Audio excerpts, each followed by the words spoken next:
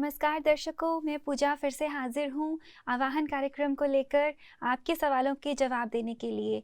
दर्शकों, बाइबल में एक पंक्ति आती है कि ईश्वर चांदी को शुद्ध करने के लिए विराजमान होगा।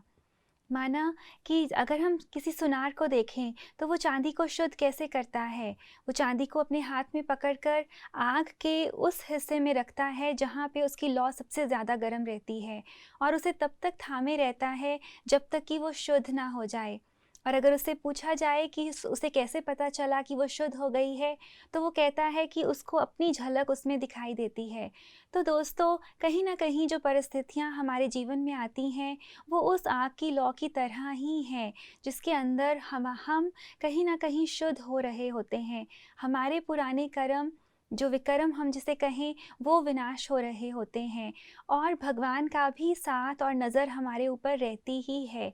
पर हम उसे कैसे रियलाइज़ करें, कैसे हम उन परिस्थितियों में अपनी हिम्मत को बनाए रखें। तो लीजिए दोस्तों, आज की इस कड़ी में हम फिर हाजिर हैं और हमारे बीच हैं ब्रह्मा कुमारी अनीता दीदी जी। आइए उनका स्वागत करते हैं। दीदी, आपका बहुत बहुत स्वागत है। ओम शांति। तो दीदी, पहला सवाल लेते हैं। ये हैं अभिनव जी, इन्होंने हमें ऊटी से मेल भेजा है। ये लिखते हैं कि इनकी उम्र 15 वर्ष है और इनके सभी दोस्तों के पास सारी लेटेस्ट टेक्नोलॉजी की चीज़ें हैं, जैसे लैपटॉप है और फ़ोन्स हैं अच्छी रेंज के। और इनके पेरेंट्स बहुत स्ट्रिक्ट हैं, इन्हें कोई भी चीज़ लेने नहीं देते, ना फ़ोन, ना लैपटॉप, ना इंटरनेट तक यूज़ नहीं करने देते। तो ये कहते हैं कि ये अपने पेरेंट्स को कैसे समझाएं, क्योंकि ये अपने सर्कल से कहीं ना कहीं बाहर होते हैं, क्योंकि वो लोग चैटिंग करते हैं, आपस में फ्रेंड सर्कल बनाते हैं। अपने पेरेंट्स को ये समझाना चाहते हैं। पेरेंट्स को समझाने के बजाय बच्चे को खुद समझना चाहिए कि सब दोस्तियाँ या सब तरह की जीवन के निर्वाह का आधार ये इस तरह की चीज़ें नहीं होती हैं। आपका अच्छा व्यवहार होता है। बेशक इनको लगता है ये चैट नहीं कर सकते, तो चैट करने का तो थोड़ा लिमिटेड पीरियड होता है। बाकी तो जब पर्सनली मिलते हैं उस टाइम आपका व्यवहार क्या है वो आपकी दोस्ती के लिए ज़्यादा महत्वपूर्ण है। और पेरेंट्स शायद समझदार हैं, अभी बच्चा मैच्योर नहीं है। आज अगर वो सब साधन उसको लेकर के दे दे ये हाईटेक के, तो इसका पढ़ाई से ध्यान कम हो करके बाकी चीज़ों की तरफ ज़्यादा चला जाएगा और ज़्यादा टाइम उसमें इन्वॉल्व होने से उसको जो इस टाइम ग्रोथ की ज़रूरत है, एक पेरेंट्स के संग से, अच्छी पढ़ाई से, अच्छी हैबिट्स को डेवलप करने के लिए या बाहर अच्छे तरह से गेम्स खेलने के लिए, वो सारा टाइम इसका इन चीज़ों की तरफ लगा जाएगा। हमने देखा है जिन बच्चों के पास इस तरह की चीज़ें छोटी एज में आ जाती हैं, मोबाइल्स भी है, कंप्यूटर्स भी है, तो आज ग्राउंड्स खाली हो गए हैं। ग्राउंड्स में बूढ़े लोग सैर करते मिलते हैं और बच्चे लोग सब के सब चैटिंग पे बैठे हैं। जीवन गलियों में भी कोई बच्चा नजर नहीं गलियों आता। में बच्चे नजर आने ही बंद हो गए हैं। तो इसका रिजल्ट क्या होता है, 20 साल की उम्र आते आते ही बच्चों को कई बीमारियां घेर लेती हैं और डॉक्टर्स के चक्कर लगाने पड़ते हैं। डॉक्टर्स के चक्कर लगाने चाहिए बूढ़ों को। आजकल हॉस्पिटल्स में यंगस्टर्स बहुत दिखाई पड़ते हैं, क्योंकि फिजिकल डिजीज तो है ही है, एक मेंटल डिजीज भी हो जाती है, क्योंकि इन साधनों से हम ओवर इन्फॉर्म्ड होते हैं, एक्सपोजर बहुत ज़्यादा मिल जाता है। और अगर बिफोर एज आपको कोई ज़्यादा इन्फॉर्मेशन मिल जाती है तो आपके ब्रेन को बर्डन है और वो बर्डन्ड ब्रेन कई तरह के प्रॉब्लम्स का कारण बन सकता है। और साथ साथ पढ़ाई का भी पूरा बर्डन है, पढ़ाई का पूरा बोझ है। नॉर्मली हमने देखा है कि ऐसे बच्चों को या तो पढ़ाई से मन हटने लगता है या फिर पढ़ाई उनको बोझ लगने लगती है, और दोनों ही बातें बहुत ज़्यादा नुकसानकारक है। तो इसलिए अभिनव को मैं ये कहती हूँ कि आप थोड़ा सा अपने मन को समझाओ। तो दीदी, ये तो फैक्ट है कि आजकल हम बच्चे नहीं देखते बाहर, पर ये भी कहीं ना कहीं सच है कि आजकल टेक्नोलॉजी इतनी हाई टेक हो गई है कि ऐसे लर्निंग पैकेजेस आ गए हैं कंप्यूटर्स में ही कि बच्चों को ज़रूरत ही नहीं पड़ती बाहर जाएं। माना कि इतना एडवर्टीजमेंट्स के थ्रू कह लो या जो भी है कि उनको लर्निंग पैकेजेस में ही मज़ा आने लगा है, जो टेक्नोलॉजी के थ्रू वो यूज़ करते हैं। तो ये ऐसे बच्चों को मैं ये टीवी के माध्यम से ये समझाना चाहती हूँ कि कितने भी लर्निंग पैकेजेस आ गए हों, ये चीज़ एक लिमिट तक यूज़ करे तो बुरी नहीं है, पर नॉर्मली ये देखा गया है कि बच्चा लोग को अगर ये साधन मिलता है ना तो वो सब लिमिट्स क्रॉस कर जाते हैं और लिमिट्स क्रॉस करके उनके कैरेक्टर पर उसका इफ़ेक्ट आ रहा है। तो इस बच्चे को माइंड नहीं करना चाहिए कि अगर उसके पेरेंट्स स्ट्रिक्ट हैं। हम इसको एडवाइस करती हूँ कि तुम बहुत भाग्यशाली बच्चा हो जो तुम्हारे पेरेंट्स स्ट्रिक्ट हैं। जिनके पेरेंट्स स्ट्रिक्ट नहीं हैं उन बच्चों के भाग्य पर हमको थोड़ा सा ख्याल आता है कि वो जल्दी से अपनी वैल्यूज़ लूज़ कर रहे हैं। तो इस बच्चे को अपने सेल्फ रिस्पेक्ट में रहना चाहिए कि अगर ये चीज़ें उसके पास नहीं भी हैं तो इससे उसकी कोई शान कम नहीं होती है। आज अगर ये समझेगा कि इससे शान कम होती है तो ज़रूर कम हो जाएगी, और अगर ये समझेगा कि शान कम नहीं होती है, ये मेरी महानता का कारण है, तो हो सकता है कि बहुत बच्चों को भी इस तरह की बातों से छुड़ा सके। ये समझदार बच्चा दिखता है जो प्रश्न पूछा है तो इसका फर्ज बनता है कि अब हम जो उत्तर दे रहे हैं उस उत्तर को भी स्वीकार करें। पर दीदी कहीं ना कहीं इस एज में दूसरों के पेरेंट्स ज़्यादा वाइज लगते हैं खुद के पेरेंट्स से। तो हम इसको बता रहे हैं वो वाइज नहीं होते हैं। वाइज होते तो लेके नहीं देते। एक तो अपना पैसा खराब कर रहे हैं और दूसरा बच्चे की लाइफ पे खतरा है। आज क्रियोसिटी से किस बच्चे को नहीं पता चल रहा है कि वो इन्फॉर्मेशन लेटर ऑन कितनी नुकसानकारक हो सकती है और कितना इनके कैरियर पर उसका असर आ सकता है। या तो इतनी लगाम इनकी स्ट्रांग हो कि वो थोड़ा सा इन्फॉर्मेटरी अपनी बातें काम की ले और बाकी छोड़ सके, वो इन बच्चों के लिए पॉसिबल नहीं है। इसलिए ये क्वेश्चन भी पूछ रहा है क्योंकि अंदर एक उत्तेजना आई हुई है कि मुझे क्यों नहीं मिला, क्यों नहीं मिला, क्यों नहीं मिला। तो इसलिए अभिनव तुम भाग्यशाली हो जो नहीं मिला, थोड़े टाइम में मिल जाएगा, फिर जी भर के यूज़ करना। सारी उम्र पड़ी है, इन साधनों को आपने यूज़ करना है। लेकिन ये जब तक ये थोड़ा सा टाइम आपको ये चीज़ें नहीं मिली हैं तो अपने पेरेंट्स के लिए डाउटफुल नहीं हो।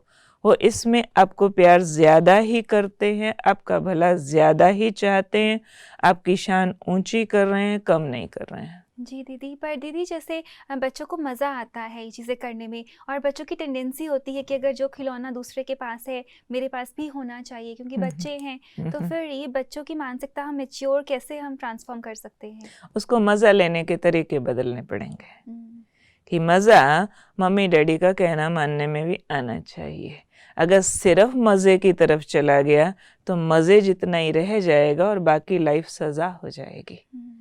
ये लाइफ सिर्फ मज़े लेने की नहीं लेकिन अपने आप को भविष्य के लिए तैयार करने की भी होती है। 15 साल बेशक इमैच्योर एज है लेकिन फिर भी उतनी इमैच्योर नहीं है। अपना भला बुरा समझा जा सकता है कि अपना फ्यूचर अगर अपना गोल्डन करना है तो अभी वर्तमान समय इसको कुछ मेहनत भी करनी होगी और इसके पेरेंट्स को भी चाहिए कि कुछ इस तरह की बातों की गाइडेंस इसको दें कि थोड़े समय में हम लेके देंगे। अभी मज़े उन बातों में ले जो फ़ायदेमंद हैं। जी दीदी, पर दीदी एक चीज़ और हम देखते हैं आजकल स्कूल्स में बहुत छोटे लेवल से ही ये टेक्नोलॉजी इंक्लूड कर दी जाती है करिकुलम में। तो इस एज में 15 साल की एज में ये चीज़ें कहीं ना कहीं हमें हेल्प भी करती हैं कि बहुत अच्छी चीज़ें जैसे इन्फॉर्मेटिव तो वो ही अट्रैक्ट करती हैं इनिशियली और वो ज़रूरी भी होती हैं अपनी स्टडीज़ के लिए, तो इजी टू एक्सेस होती हैं। तो वो चीज़ हम कैसे इसको रिप्लेस करेंगे? हाँ, हेल्प भी करती हैं। उसमें जो इन्फॉर्मेशन आ रही है पढ़ाई में ज़रूर हेल्प करती है। एक तरह से मस्ट हो जाती हैं, कोई प्रोजेक्ट बनाना है, कुछ करना है। जहाँ मस्ट होता है वहाँ घर में डेस्कटॉप रखा हो तो पेरेंट्स से परमिशन ले करके उनके संग से उसको यूज़ करे। पर बच्चे ने शिकायत तो ये की है कि उसको चैट करना होता है, उसके दोस्तों के पास है।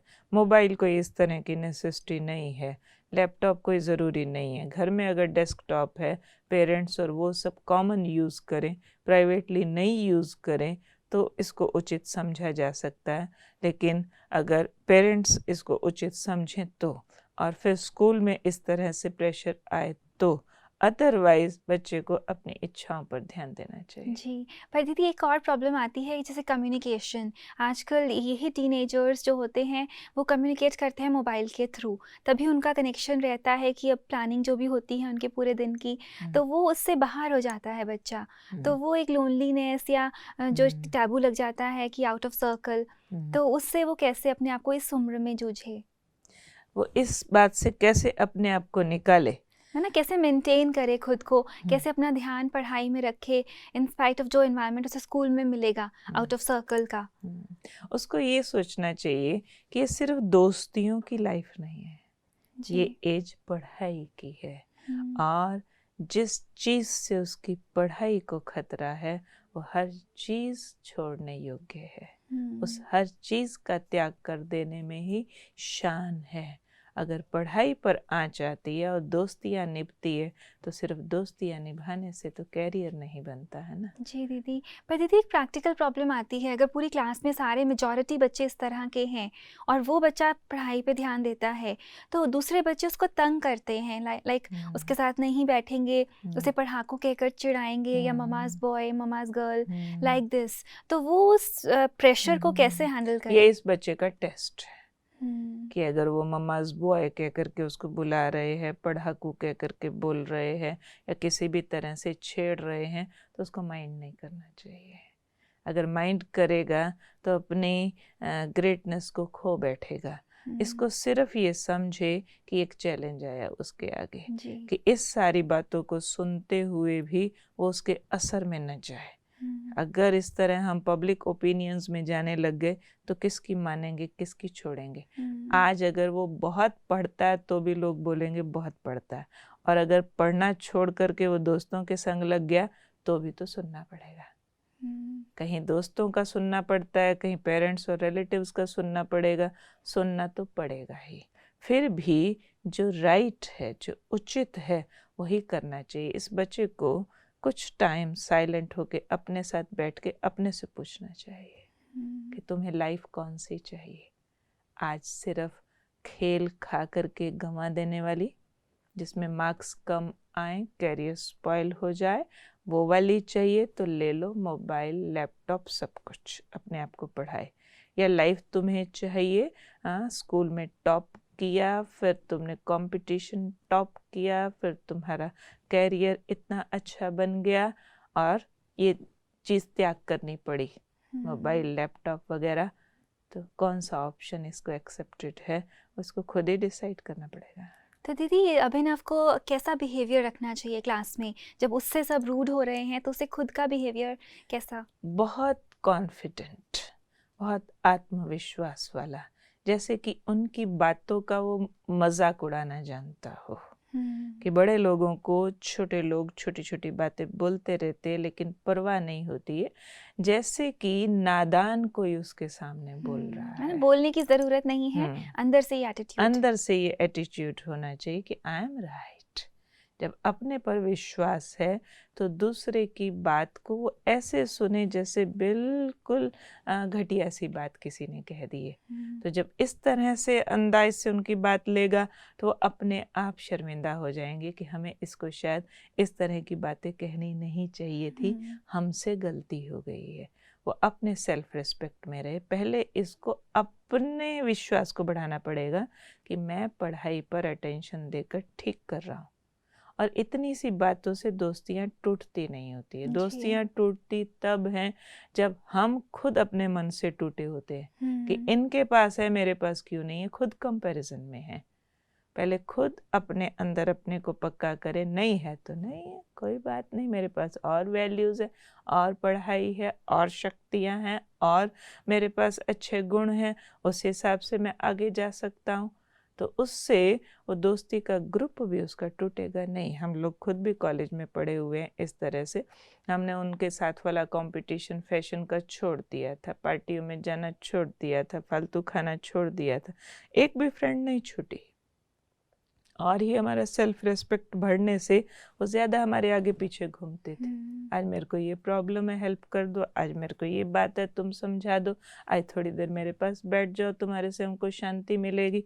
इस तरह वाला व्यवहार और अच्छा हो जाता है। हम अंदर से कोई से नफरत नहीं करें, हम खुद को अकेला फील नहीं करें तो ज़माना हमारे साथ ही होता है। जी दीदी, पर दीदी इस एज में जो इतनी इमेच्योरिटी होती है टीनेजर्स में, एक प्रॉब्लम और जो फेस करते हैं, जो कि स्कूल्स में अगर ऐसे ग्रुपिज्म हो गया और ये आउट ऑफ दैट ग्रुप है, तो क्योंकि मोस्ट ऑफ द एक्टिविटीज़ जो क्लास में की जाती हैं वो ग्रुप एक्टिविटीज़ होती हैं, तो उसमें वो अकेला कैसे चले और उस ग्रुप के साथ कैसे चले? आउट ऑफ द ग्रुप होने की बात नहीं है इसमें। सिर्फ हाथ में मोबाइल नहीं है या लैपटॉप नहीं है, उतने से आउट ऑफ द ग्रुप नहीं हो जाते हैं। उनकी बाकी एक्टिविटीज़ में साथ देना, जहाँ उनको काम की ज़रूरत पड़े होमवर्क में हेल्प करे, किसी और बात में ज़रूरत पड़े हेल्प करे, वो हंस रहे हैं साथ में हंस दे, उदास ना बैठा रहे। वो ज़रूरी नहीं कि अकेला बैठे, ये भी नहीं कि वो फ्रेंड्स कोई ऑल द टाइम ही घूमते खाते रहते होंगे, कभी क्लास में भी आते होंगे, पढ़ाई भी करते होंगे, कुछ अच्छी बातें भी होंगी। सब कुछ छोड़ने की बात नहीं है, दोस्त छोड़ने की बात नहीं है, उनकी जो बुराई है बीच में वो फॉलो नहीं करना।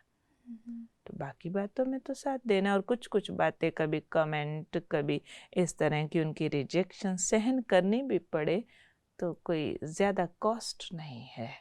जो उसका आगे कैरियर अच्छा होने वाला है उसके लिए थोड़ी सी किसी की रिजेक्शन टॉलरेट करना भी कोई बड़ी कॉस्ट नहीं है। बहुत अच्छा दीदी। पर दीदी इस केस में अभिनव ऐसी लाइफ बिताने के लिए स्कूल में किस किस चीज़ की मदद ले सकता है? उसको खास मदद लेनी चाहिए कुछ अच्छे लिटरेचर की, जो अच्छी किताबें पढ़े और भगवान को रोज़ याद करे। भगवान की याद से बहुत शक्ति मिलती है, चाहे वो बच्चे हो या बड़े हो, सबको वो ईश्वरीय शक्ति बहुत बड़ा सहारा देती है।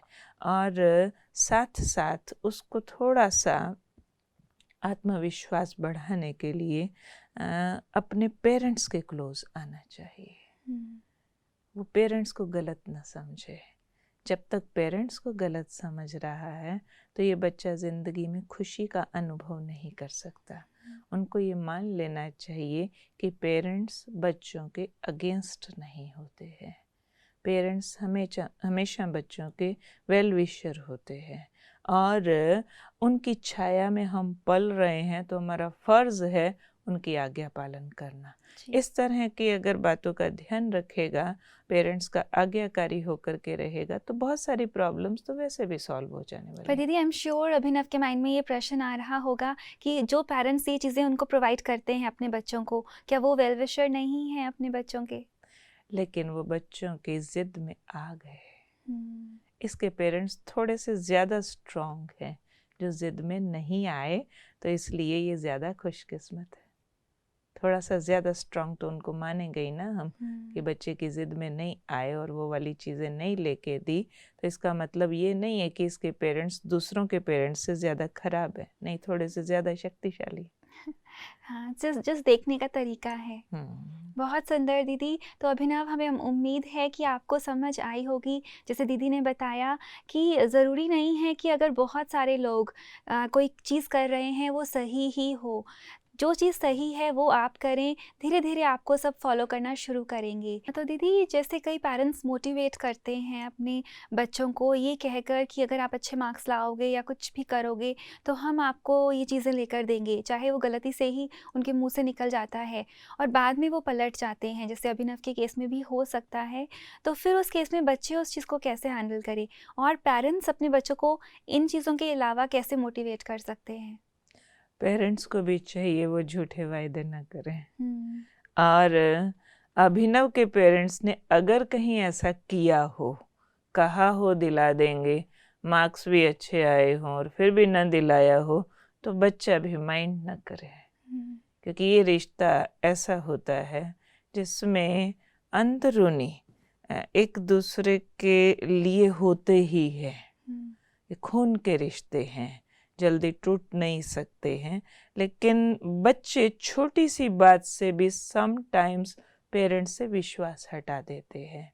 विश्वास नहीं हटाना चाहिए इतनी सी बात से कि वो झूठे हैं। वो पर तो दीदी, ये धोखा हो जाता है ना कि वो इतना कोमल माइंड, वो पूरा प्रोसेस जो कर रहा है, मेहनत कर रहा है सिर्फ एक लक्ष्य से कि उसको वो चीज़ मिलेगी, फिर दैट पर्सन फील्स बिट्रेड कि मुझे कहाँ गया और नहीं मिला।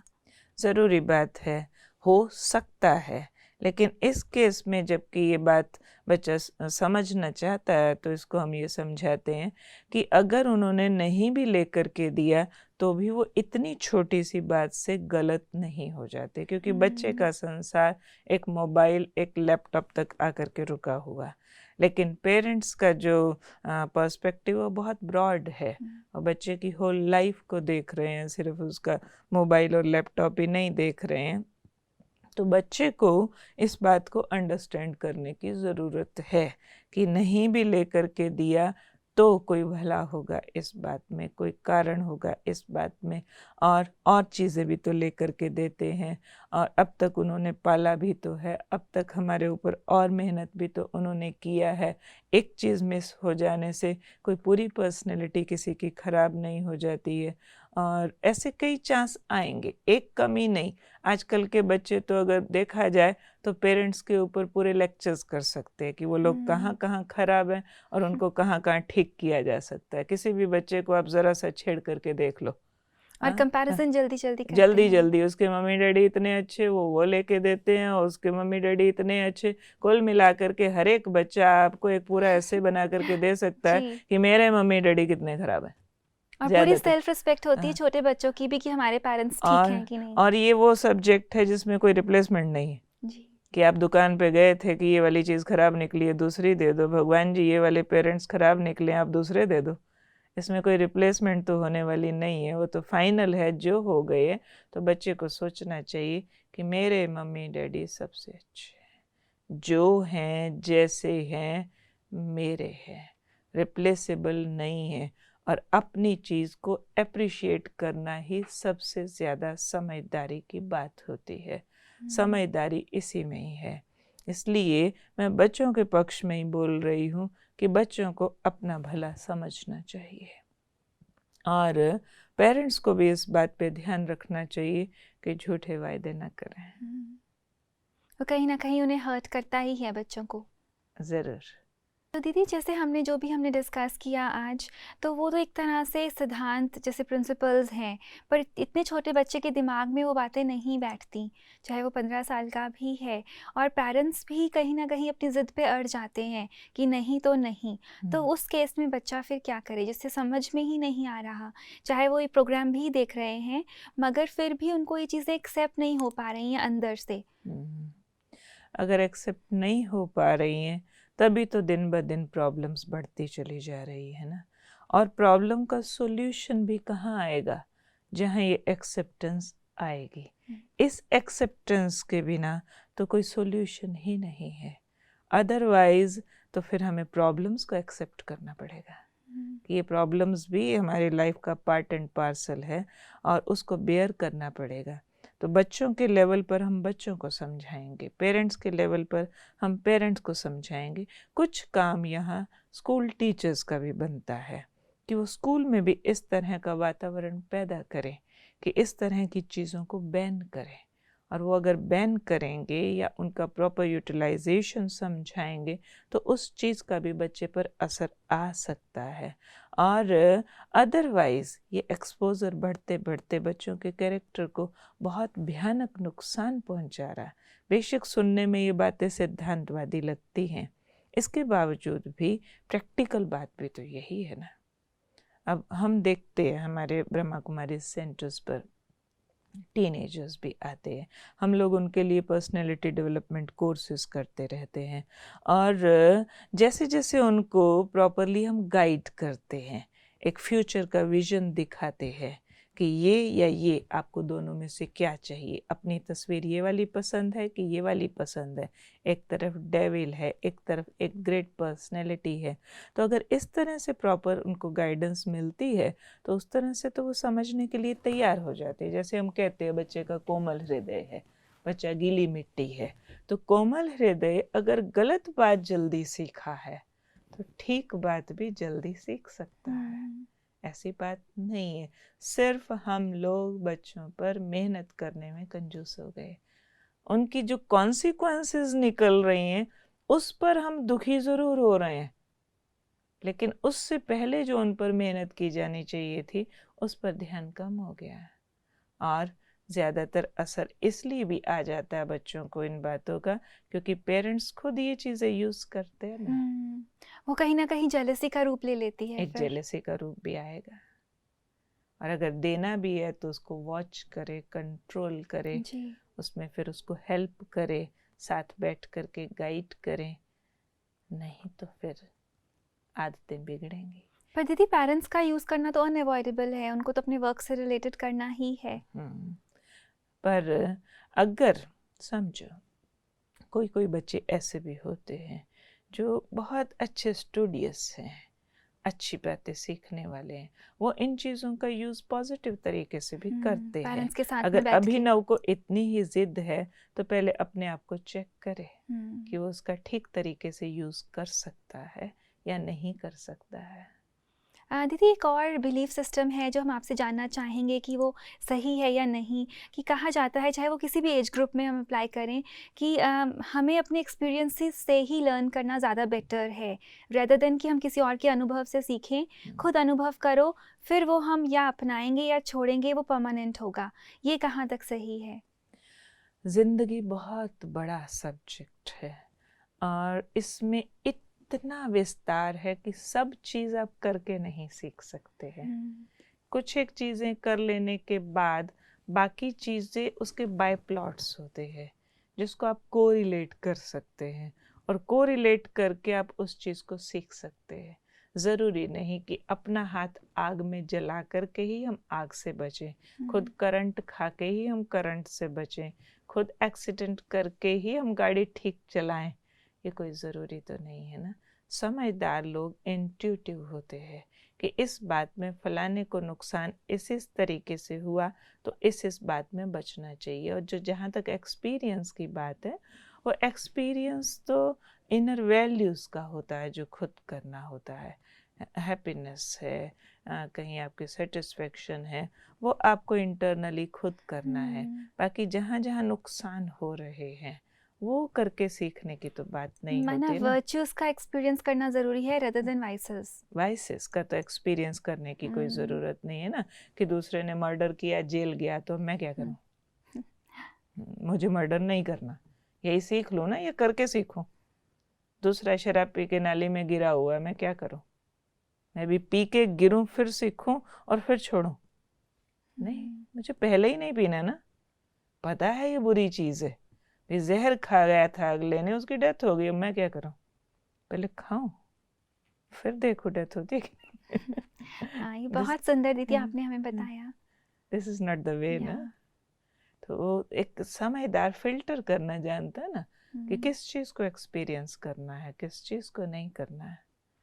बहुत अच्छी बात। तो अभिनव, हमें उम्मीद है कि आपको ये बात भी समझ में आई है कि दूसरों के अनुभव से सीखना हमें कहीं ना कहीं बहुत हमारा टाइम, हमारी एनर्जी, हमारा मनी भी कहीं हद तक बचा सकता है। और अगर एक्सपीरियंस करना ही है तो वर्च्यूज़ हैं, बहुत सारी अच्छी बातें हैं जिनको खुद एक्सपीरियंस करो, फिर अपना अनुभव दूसरों के सामने हम रख सकते हैं। एक और प्रॉब्लम आती है कि अगर पेरेंट्स अपना धन अपने ऊपर खर्च कर रहे हैं, जैसे पार्टीज़ में जाना या अपने लिए कुछ खरीदना, कार्स एंड ऑल, और बच्चे को उससे वंचित रख रहे हैं, तो कहीं ना कहीं बच्चे में वो हीन भावना, वो जेलसी, जैसे अभी अभी हमने बात की, वो अंदर आ जाती है। और जो वो सीड्स उसके अंदर सो हो रहे हैं अपने पेरेंट्स को लेकर, वो बड़े होने पर वो उसके फ्रूट्स सामने आते हैं सबके ही।